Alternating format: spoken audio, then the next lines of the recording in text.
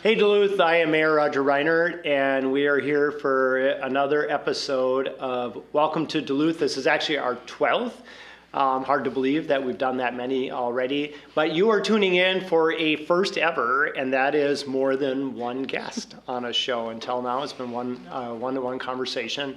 Kind of as a reminder, we try to cover some different buckets of things. We try to talk with some of our nonprofit key partners in town. We try to highlight individuals who have done interesting or amazing things within our community. And then we also take time to highlight city employees and the work that they're doing. So today we have Tricia Hobbs and Tom Church, and we'll have a chance for both of them to talk a little bit about themselves as well as the work that they do. So why don't we jump right in? I'm actually going to start with Tom because Tricia I've known for a long time, but Tom I didn't know until we both ended up working here together. But so everybody's always curious, what's the backstory, as the kids would say? What's your prequel to Sure. who you are and how you came to be with the city? Sure, yeah. Well, glad to be here. And I grew up on the East Coast, so not a native Minnesotan or native Duluthian, but always heard about Duluth because my grandmother was born and raised here. Grew up on Arrowhead Road. On Arrowhead Road, yeah. So if you work it hard enough, it always comes.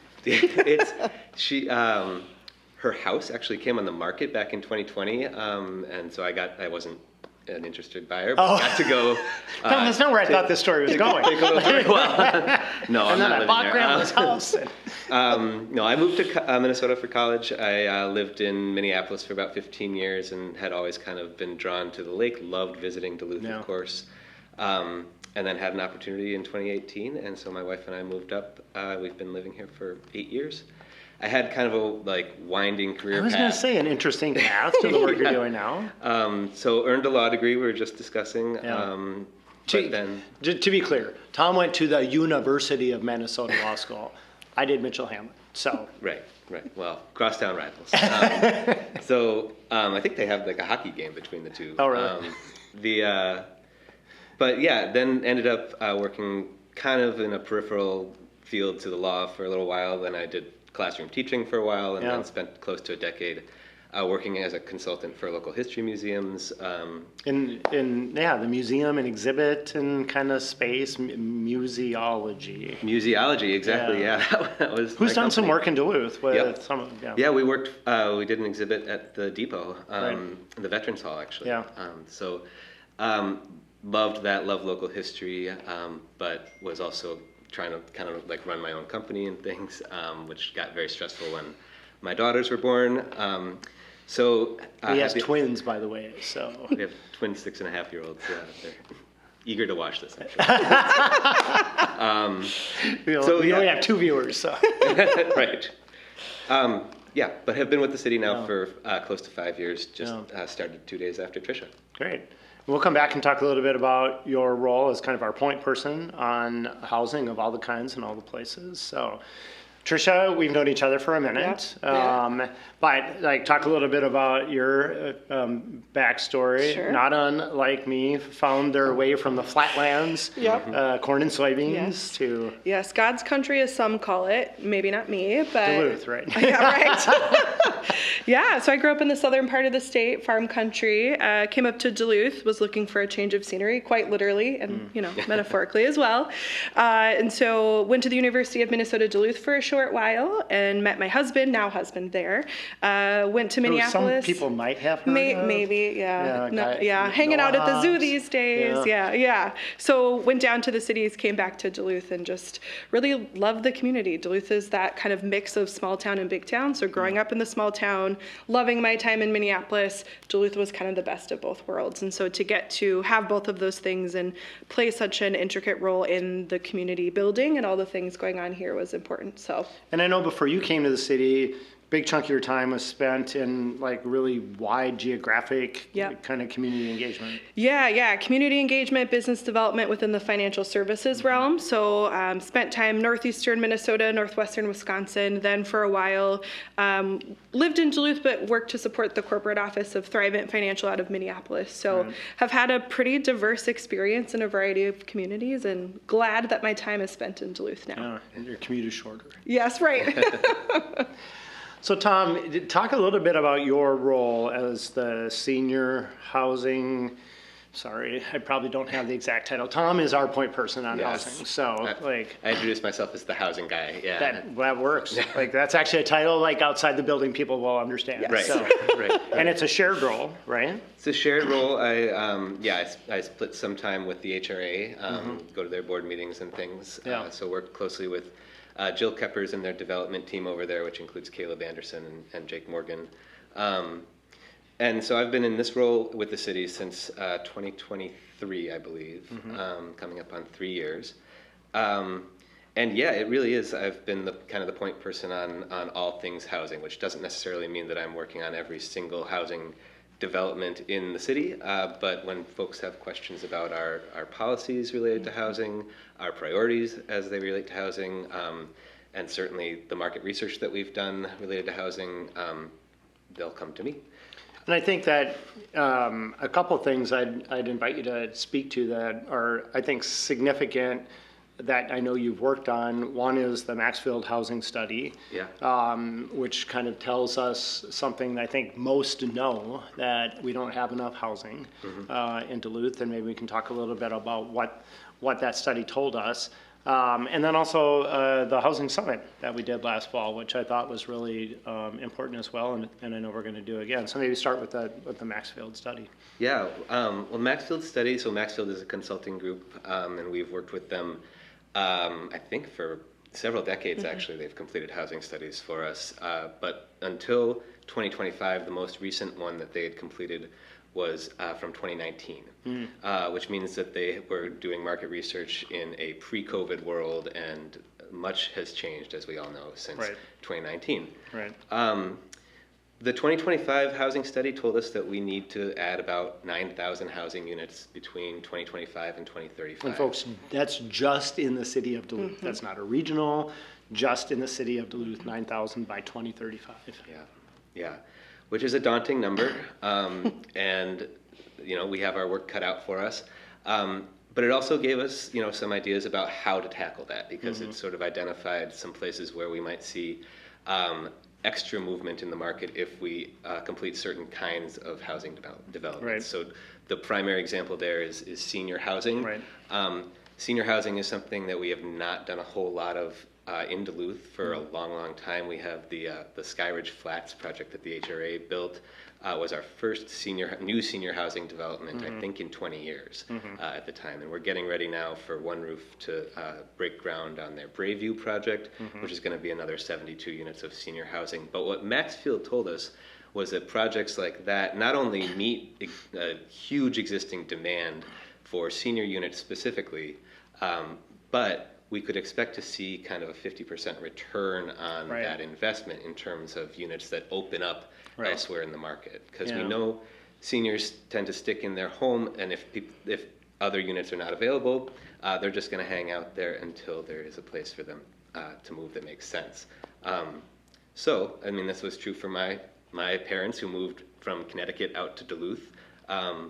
They'd been in their home for 30, 40 years. They moved to a multifamily living situation, and it's not in Duluth, unfortunately, but someone else got to buy their single family house. And that's true, we know, in the local market as well. And we'll talk a little bit, I want to make sure we come back to this, but we had the grand opening of the Lakeview 333 earlier this week, the week that we're recording this.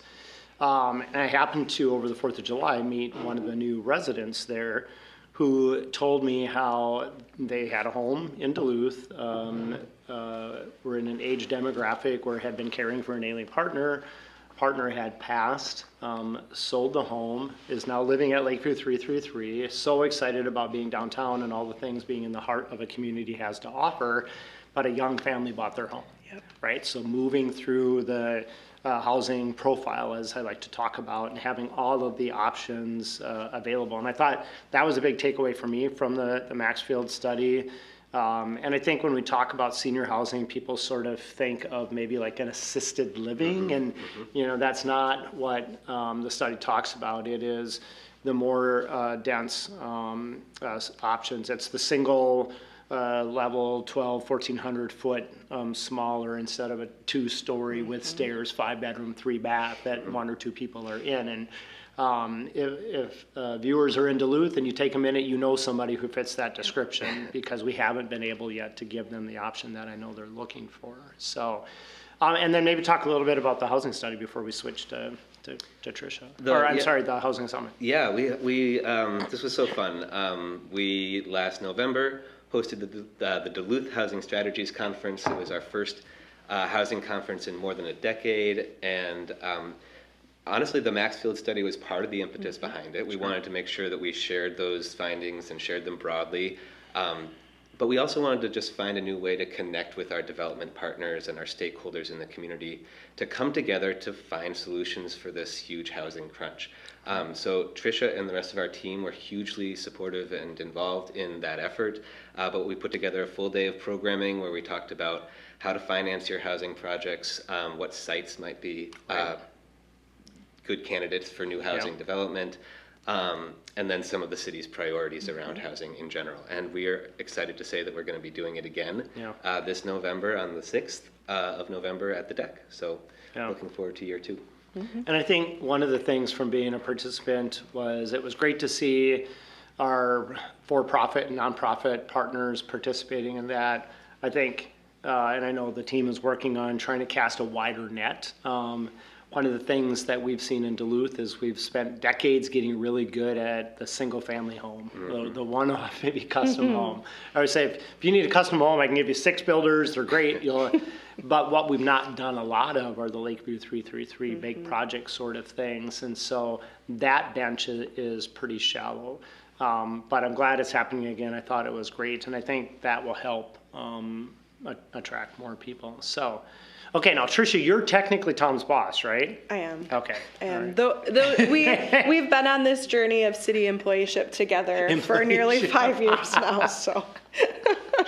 We'll talk a little bit about your role. A couple years ago, so both are within planning and economic development. A couple years ago, that was reshaped a little, and in that reshaping, your leadership role emerged and also took on a partner role as an executive director of the Economic Development Authority. So just kind of talk about all that. Yeah, I get to wear a lot of hats in my job, which I say. So obviously, paid no more for that. Right.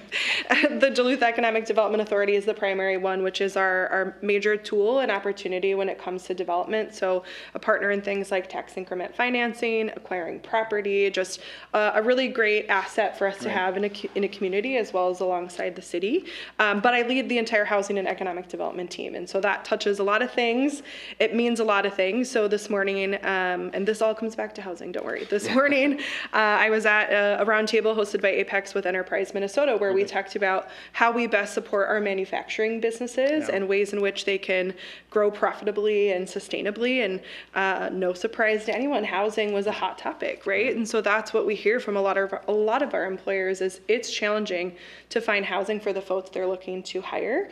More often than not, someone will accept an offer and then have to decline because they can't find housing. And so the beautiful thing about our team and the way that it's structured is we're really a part of this ecosystem, that all of what we're doing really feeds into the health and vibrancy of Duluth. So we have many folks focusing on housing. That's important for our larger employers, our manufacturing businesses. We have folks focusing on that as well as small businesses.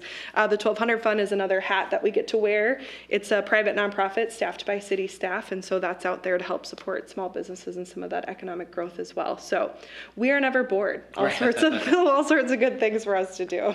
It's the fun, new, interesting ideas. And I'm going to come back to it, but I know a big focus has been around downtown and First Street. But something you said, I just want to maybe take a minute to emphasize, because I've experienced it as well.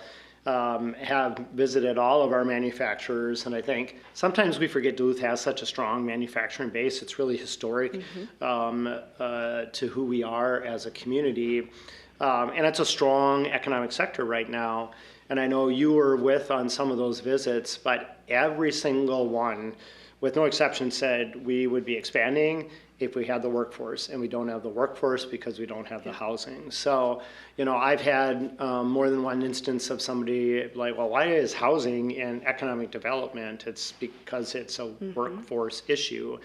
And to put a finer point on a comment you just made, one of our major manufacturers who just did a significant expansion and is trying to hire a couple hundred employees gave that very example of making 22 job offers, landing 2 people, and the top 2 reasons people cited for not taking an offer, it had nothing to do with wanting to live in Duluth. It was lack of housing and cost of housing. So it really does impact our ability to grow our commercial sector, our commercial tax base, which, friends, is how we pay the bills in local government. So you've also been, within that role, a leader on a lot of our downtown things. So I know just you had a great post on LinkedIn about, I think in the same day, getting to be at both Lakeview 333 and the Garrick, or Duluthans, the Pineapple Building on First Street. So talk a little bit about that. Yeah, I mean, so downtown is the city priority. It is absolutely the #1 priority for our team. And in communities, downtown is the primary economic driver. It's what contributes to the tax base in the most significant way. And from our vantage point, downtown is our next neighborhood. Yeah. It's the next place where we have the opportunity to really think about neighborhoodification. It's kind of the way that we've been describing the work that we're doing. Okay. Yes. Because it's about, not just housing, right? Yes. Like you can talk about developing housing, but it's like, how do you create a space where someone actually wants to live? And our downtown has been a historic business district, and that's still an important part of its identity. And there's that opportunity to add a neighborhood element as well. And so that's what we've been spending a lot of time on. And like you said, earlier this week, there was the Lakeview ribbon cutting, which was great. That's a project that our team has worked on, and folks before us even, for quite some time, and just so unique, and a product that we've not seen before. And we really would like to see more of, because it hits that maybe housing product that looks a little different. The proximity to Essentia is great. Like, that's a really great spot for it. And later that afternoon, actually, Tom joined me as well at the new Garrick, and we did a walkthrough of the new Garrick. Which I want to tour. After seeing your photos, I'm like, I gotta see. You still can. Wear closed-toed shoes. Be careful. But it's a really interesting perspective to hold of, like, there's this finished product, this great brand new build, and then we have this lovely, beloved historic building that's about to enter into its next new chapter. And I think both of those things are going to be important anchor projects in the work that we're doing downtown, and paints the picture of all the possibility that can be there. And I love that idea of, I had not heard this term, I'll try to embed it, of neighborhoodification. Because when you do think about, when you look at downtowns generally, and folks, believe it or not, Duluth is not the only downtown that has struggled since COVID. This is actually the norm for cities of a certain size across America. And it really comes back to something you said. In Duluth's history, our downtown sort of started as a retail because of the working waterfront, became commercial and then professional over time. And the professional leaned towards a lot of things that were really susceptible to digitization, things like real estate transactions, banking transactions, private wealth transactions that went online, and they're not coming back for all sorts of obvious reasons.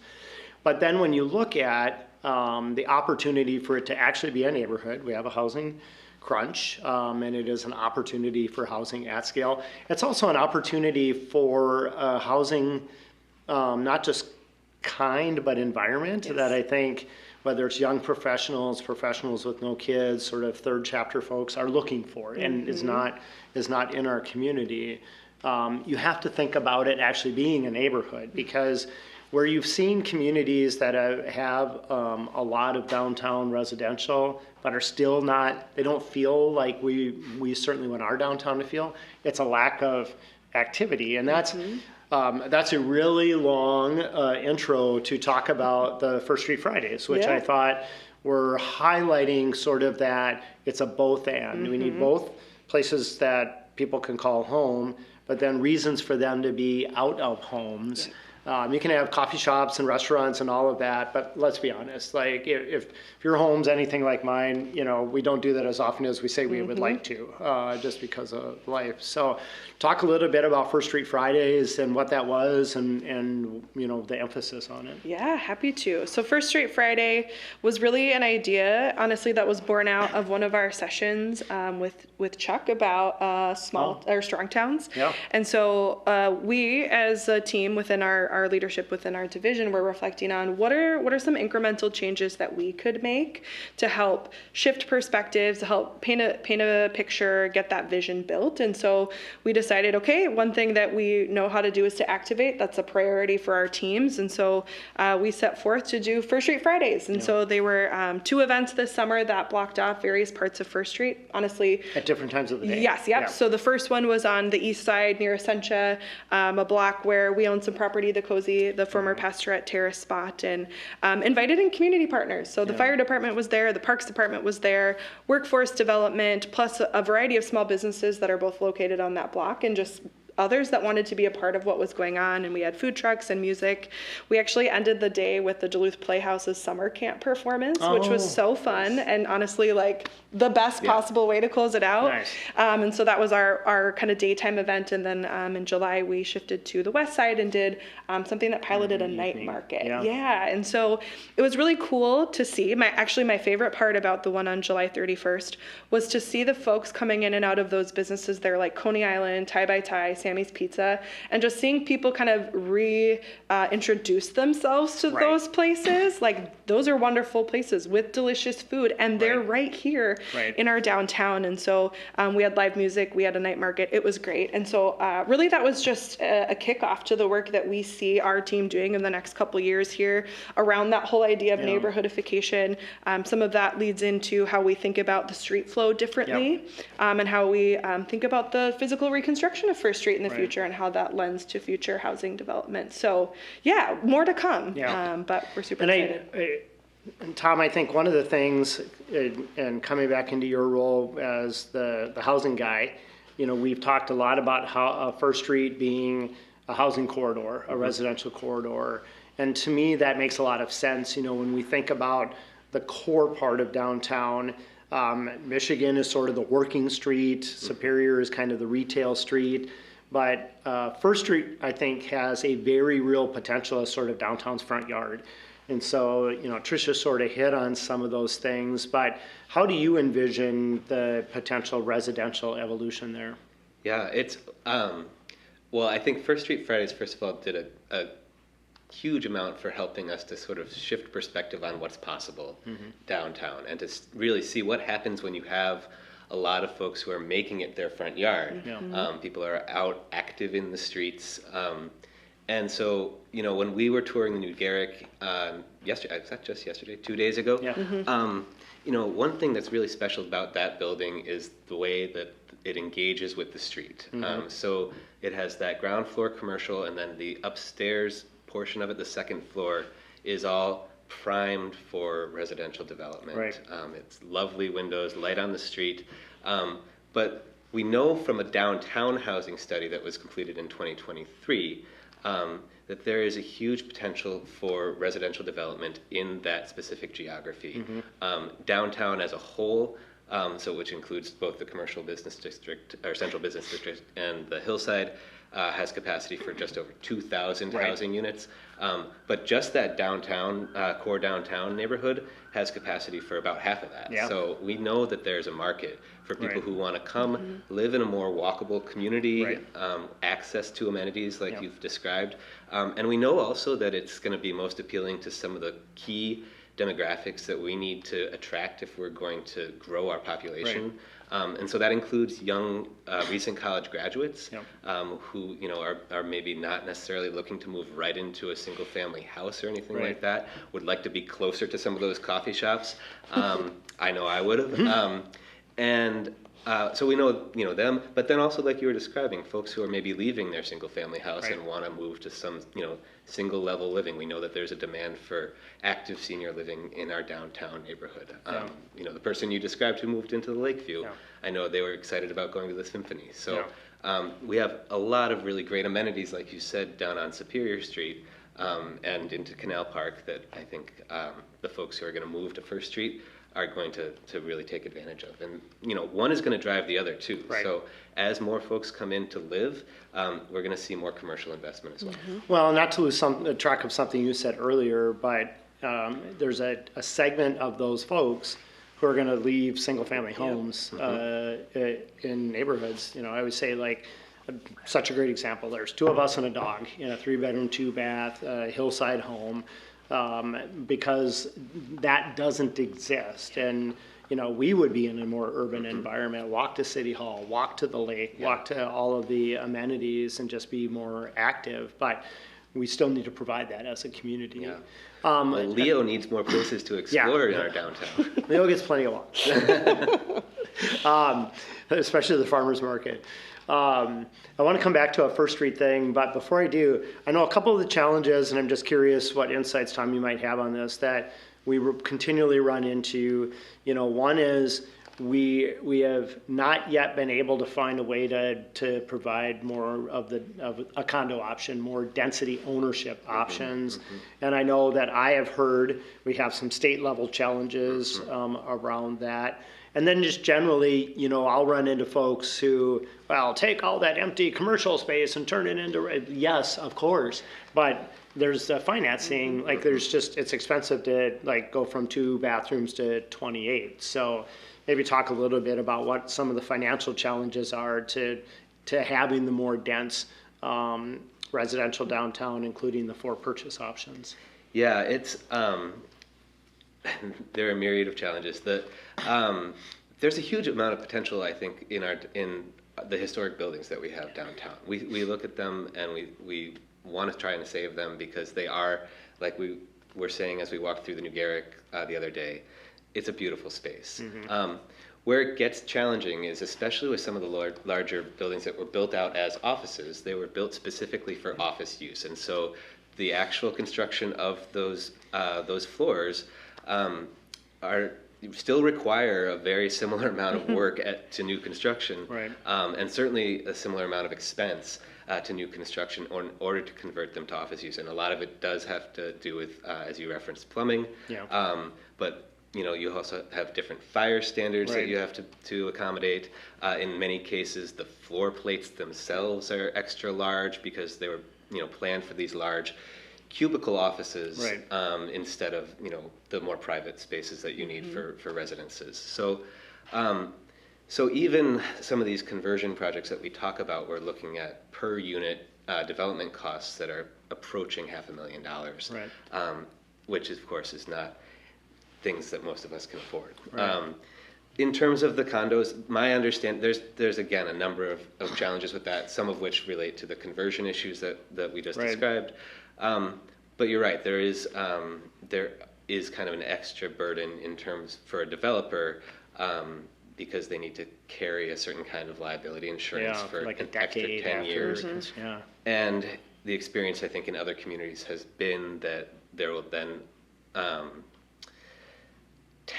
the occupants will kind of defer maintenance that they otherwise would take because they know that they can then right. come back to the developer. And I had one developer describe it as, if I have a 10-year liability and 1 year of income. Yep. And so renting makes more sense where I have 10 years of income to offset a 10-year liability. So I think that's one thing we have to make a run at in St. Paul and see if we can get Minnesota to think differently about that. And, it's unique because it's really a Minneapolis, St. Paul regional center issue versus the other 850 some cities. But coming back to First Street Fridays, I think one of the things that I took away, and hopefully others did, was just the idea of how, and a strong town sort of thing, how do we think differently about this built infrastructure? You have something that was with intention designed for cars. Turns out that, lots of cars makes places feel less safe to walk and to be out and do all the things that folks were doing during the First Street Fridays. But it also sort of, for me, ideated on what else, farmer's market on First Street, like downtown days instead of Superior up to First Street. You know, in the winter we could close a block and do like an urban skating. What did the team take away from those in terms of excitement about like, what did this show us that we might not have thought about before? Yeah, well, I mean, Tom said it well, you said it well. It's just introducing the possibilities. And I think some of this is naturalizing this process of shutting down a street or using streets in a different way. And so I think, again, as we lead into that physical reconstruction or whatnot that's going to happen on First Street in the coming years, we have the opportunity to do things like this where it's temporary activations, you know, where it could be setting up something when the Christmas City of the North Parade is happening. Why not have some sort of party before or after up on First, encouraging people to, you know, get into that winter spirit, spend some time outside. And we just see a lot of opportunity there and are already talking about what that looks like for next year and really diversifying the ways in which we help people think about how you use streets. There are communities that once a week in the warmer months will shut down periods of their downtown. But even for us, you know, I have seen in other communities the winter market idea, which in Duluth we immediately think about the deck and the waterfront plaza, but that could be First Street, right? I mean, if you have a routine, I read a great article recently about it is residential and activity, but the activity has to be routine so that people can come to expect that, like, oh, on Fridays this is going to happen and I can get hot chocolate and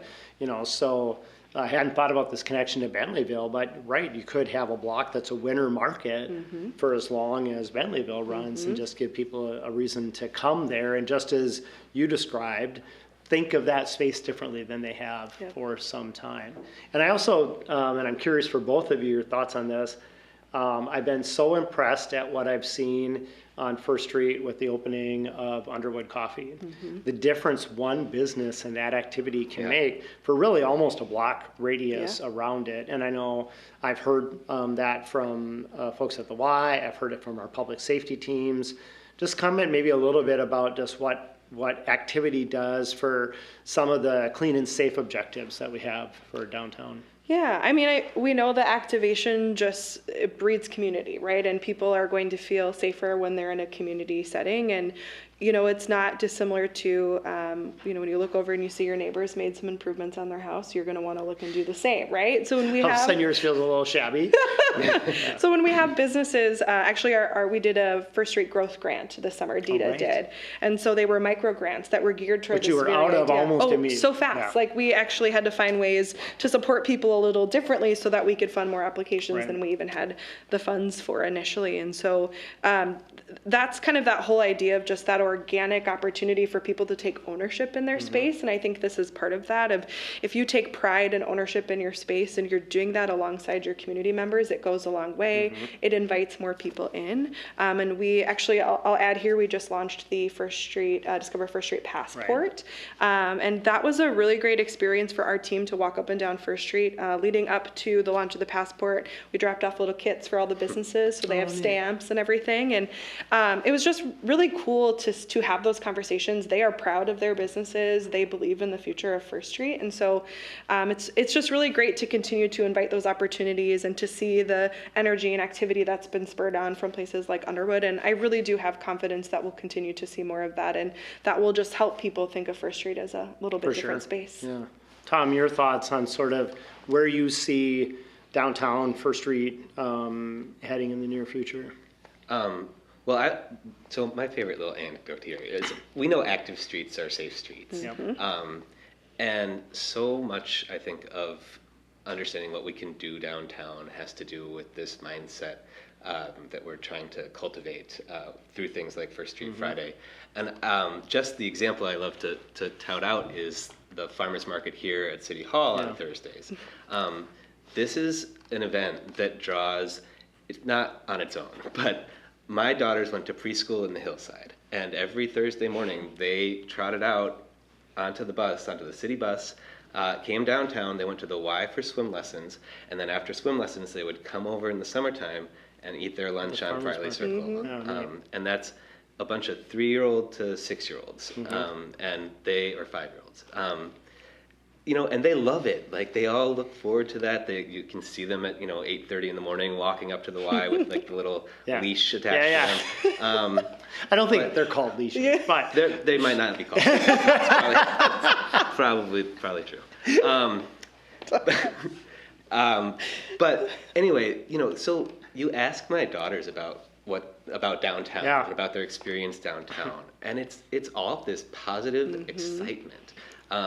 They don't feel unsafe. Right. They feel optimistic about what they're going to do. They're going to get to go run around on a green lawn while they have their lunch. They're going to get to go and see the Y. They get so excited if we drive by. Anyway, more of that is, I guess, what I see as the future, because there is an opportunity for more families to live nearby and to live downtown.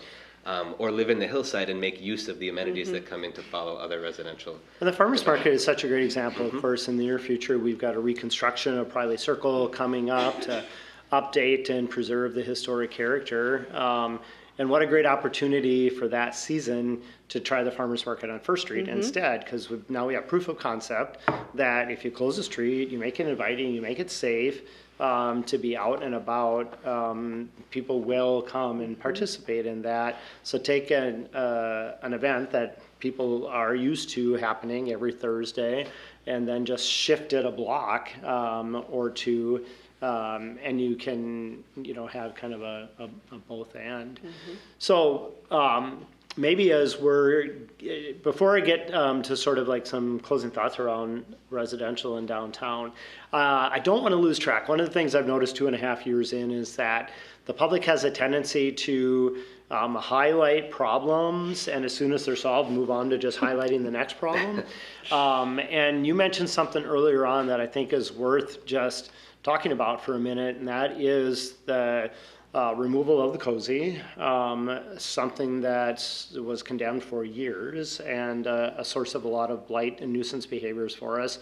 And then also you talked about the new Garrick building, but I think maybe what the public doesn't always really think about is the challenges and the work we're doing there is directly related to the deconstruction of the shoppers ramp, which turned out, like we always say, construction takes longer and costs more money.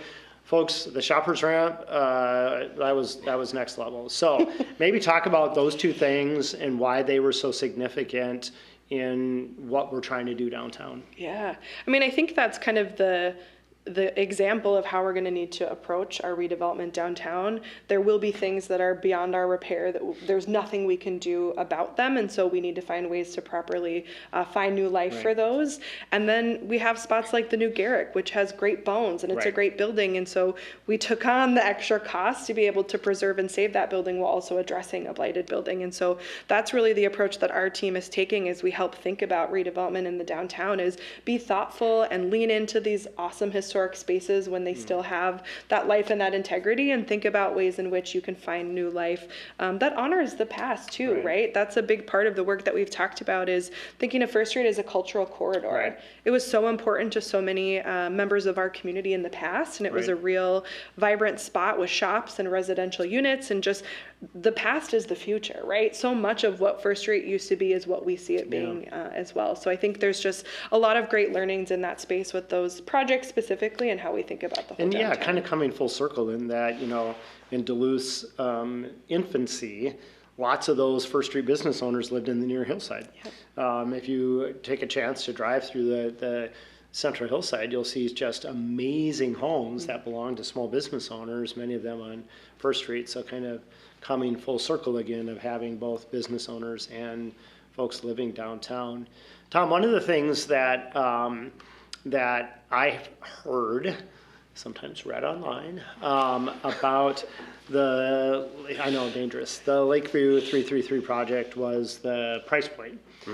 And what I will say in response to that, and I'm curious your thoughts about it, is we need all the kinds at a wide variety of price points, including the high ones. And as we were touring it on Wednesday, I made this comment to someone. I said, those folks are in our community, and when there isn't the residential product that they're looking for, they buy or rent the one that I can actually afford. And then that just puts downward pressure on. And then, I'm buying or renting the one that somebody else might be able to afford. I mean, what are your thoughts about that kind of full spectrum approach to housing? Yeah, no, I think that's a great point. It's like, so I shared some skepticism about this, and so kind of started to dig in. I was nerding out with this with Trisha earlier today. So started to read some of the research about what happens when you bring a market rate apartment, multifamily apartment, into a neighborhood. What happens in the immediate surrounding neighborhood? And there has now been some studies conducted that found that the immediate neighborhood effects of a market rate apartment with more than 50 units is that the rents surrounding that development will be about 5 to 7% lower than comparable neighborhoods that do not get that kind of investment, that kind of development. There is also research that's looked at the migration chain that you were starting to describe with the family who moved in from the North Shore. Yeah. That's a pattern that we see where once you get about 4 or 5 moves down that chain, the people moving start to look representative of the metropolitan area as a whole, meaning that about half of them are around 50% of median income. Yeah. Or, sorry, the number at median income is 50. Yeah, and folks, if you don't want to take Tom Church's word for it as our housing guy, really great article done by the Minneapolis Federal Reserve on this approach by the city of Minneapolis, specifically around market rate rental, but there's reason to believe that it applies to market rate purchase as well. And the impact of in Minneapolis, almost alone in major metropolitan areas, saw stable rents and stable prices and even falling, while everybody else has seen dramatic price increases, including us. I think one of the most shocking statistics that I don't feel I can say enough is the average list price for a home in 2019 in Duluth was $249, and last year it was $399 in 6 short years. So, even as we work to hold taxes down, folks have seen them rise dramatically just because home values have risen dramatically. Yeah. So, we are drawing to a close. This flew by, having 2 guests. So we always, the Actors Studio, if folks with hair my color remember that show. We have 5 questions that we ask everybody, and I'll do them one at a time. And we'll alternate, like a debate, so you don't know, somebody doesn't always have to go first. But, okay, so Tricia, starting with you, best place to get pizza in Duluth? Oh, Sammy's, because West Duluth is my home. Tom? All right, we have 4 different people in our household with 4 different opinions. There's only one on the couch right now. So. I'll say Lake Superior Brewing and shout out Lakeside. Wow. Folks, we have East-West on the same couch. It is possible. Okay, Tom, we'll start with you. Donuts or ice cream, and where? Ooh, I'll say ice cream at Love Creamery. All right. And I'll say donuts at Johnson's. Yeah. Right. Both work. Together, actually. Johnson's Glazer with ice cream in the middle. This is actually something your husband suggested years ago that I'm still waiting for as a product in Duluth. So it would be my dream come true. A favorite annual Duluth event? Wow. Grandma's Marathon. I've ran it for the last, 10 years now. So half. I've only done one full half. So Grandma's Marathon. Could have chosen to do the full this year. Yeah, I'm sorry. It's hard. Got a little rough out there. Tom actually is a runner. Yeah. I mean, he was done well before me because I saw you walking around as I was finishing. Well, yeah, there are some other reasons for that too. Salty about it. I love Grandma's Weekend. That was one of the first things that I ever experienced in Duluth. But I will also say Homegrown is just a unique. And Tom is a Homegrown board member. So we both are. So folks, our employees have lives beyond City Hall.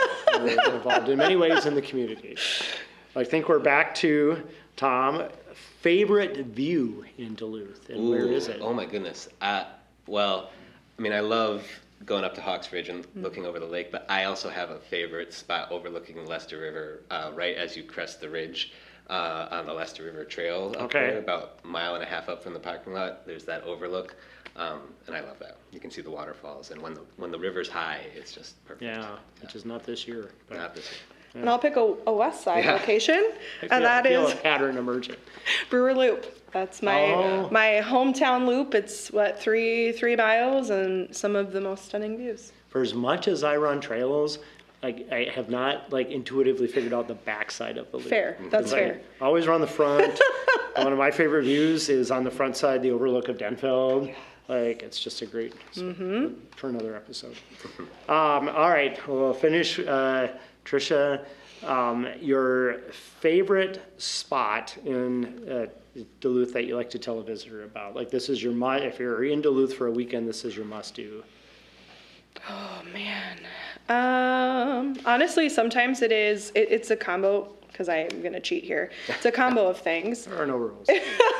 It includes a hike on the Superior Hiking Trail. Okay. It is usually Brewer Loop is what I recommend to people, just because I think that's very accessible for everyone. Yeah. And then it's donuts and coffee. So that could be Johnson's if you want to continue to hang out, and maybe a coffee at Dovetail. And then now option is Voyager in Canal Park. Yeah. So that's my love is physical activity followed by donuts. So I am so there. So the reason to run is for the ice cream or donuts yes. afterwards. So. Tom, favorite thing that you would recommend to a visitor that's here for the weekend? I often take people on runs in Lester Park, but I also always try to encourage folks, if they haven't ever been to the Clayton Jackson McGee Memorial, great I suggestion. invite them to try and check that out. It's a very quick stop, but a meaningful one. Yeah, and I think a really important part of like our not great past that it's important to remember, and part of what also is anchoring that downtown corridor. So awesome recommendation. Well, thank you, Tom. Thank you, Tricia. I appreciate your time today. I appreciate the work you're doing for the city, for our community downtown along the First Street corridor, especially. Exciting things are happening. I just had a meeting today with a leader of a downtown business who his first comment was downtown's moving in the right direction, which was really fun to hear from somebody who, like us, spends every day and lots of evenings and weekends downtown too. So that is it for another episode of Welcome to Duluth. Thanks for being with us for this 12th one, and we'll join you again next time.